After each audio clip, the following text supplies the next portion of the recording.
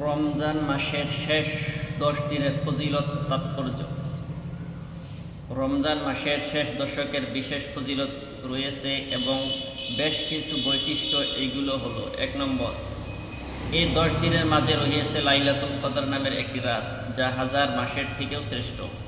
যে এ রাতে ঈমান ও ইহতিসাবের সাথে ইবাদত বন্দেগী করবে, তার অতীতের পাপগুলো ক্ষমা করে দেওয়া হবে। নবী করিম সাল্লাল্লাহু আলাইহি ওয়াসাল্লাম এ রাতে ইবাদত বন্দেগীতে বেশি সময় ও শ্রম দিতেন, যা অন্য কোনো রাতে দেখা যেত না।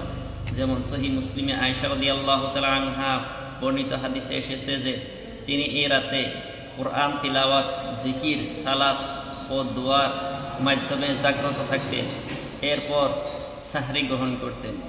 3 নম্বর, রমজানের শেষ দশক আসলে রাসূলুল্লাহ সাল্লাল্লাহু আলাইহি ওয়াসাল্লাম পরনের লুঙ্গি শক্ত করে বেঁধে নিতেন, রাত্রি জাগরণ করতেন এবং পরিবারের সকলকে জাগিয়ে দিতেন।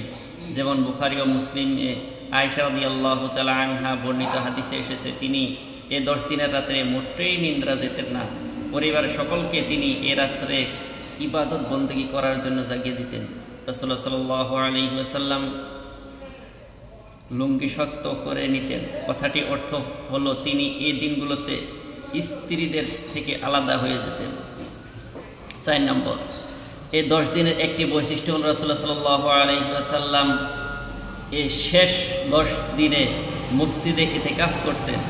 প্রয়োজন ব্যতীত তিনি মসজিদ থেকে বের হতেন না।